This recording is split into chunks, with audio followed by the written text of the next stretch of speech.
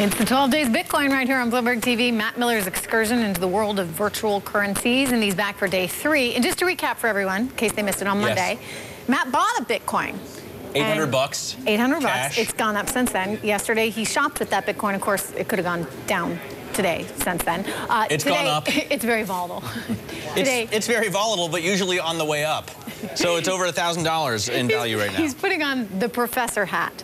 You're going to give us a lesson, are you not, in how a Bitcoin transaction works. So listen up, everyone. Yeah, so after I went out and bought a pizza yesterday, which incidentally, the first Bitcoin purchase ever was a pizza for 10,000 Bitcoins. 10,000, oh my God. So that pizza today would be worth, you know, over $1 million bucks. Wow. In any case, I am going to show you, for those of you who have no idea how Bitcoin works at all, or what it is, I'm going to show you a very simplistic sort of tutorial. First of all, you've got to exchange some form of currency for the digital currency, some form of fiat currency, like those dollars you just saw disappear. You've got to go into the interwebs and get some Bitcoin, and you have to start with a wallet. I'm talking about the digital, the one that looks more like a cigarette case or a clutch there.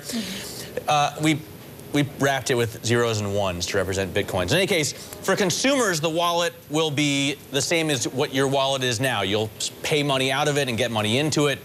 For merchants or vendors or people that offer goods or services, it'll be more like a cash register, which is why we chose that little image there. But of course, both can use a wallet to give money out or take money in. The way you do it is in Bitcoin speak with public keys or private keys.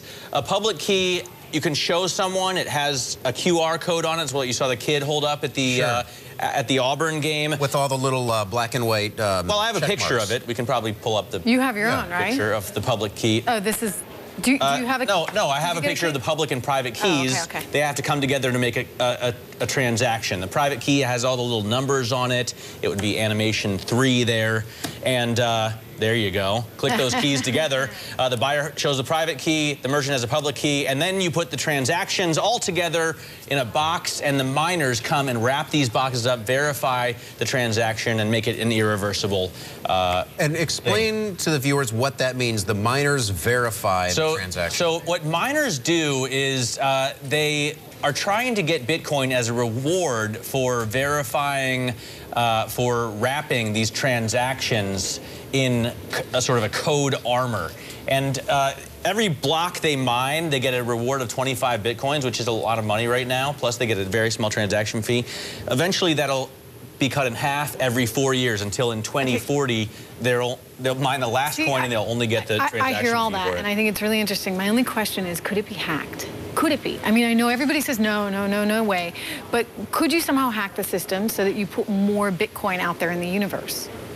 Well, I mean, it's an open source code, which everybody is poring over all the time, every day, and has been for years. Could it be hacked? Probably so, but so could the nuclear launch codes, you know, and it's unlikely that they will be.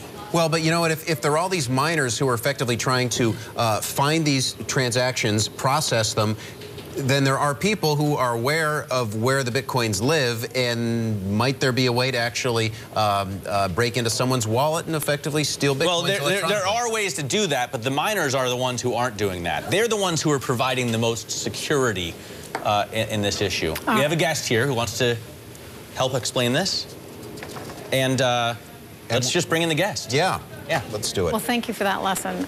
We do have a guest here to give us some more insight into the legality of Bitcoin activities. We're joined right now by Dominic Romano, attorney at Romano Law. And, you know, I guess one of the questions is this really legal? I mean, can you have a currency that's being used in the United States, and for that matter throughout the world, that's not effectively backed by anything at all? Well, it's not illegal yet. It's perfectly legal.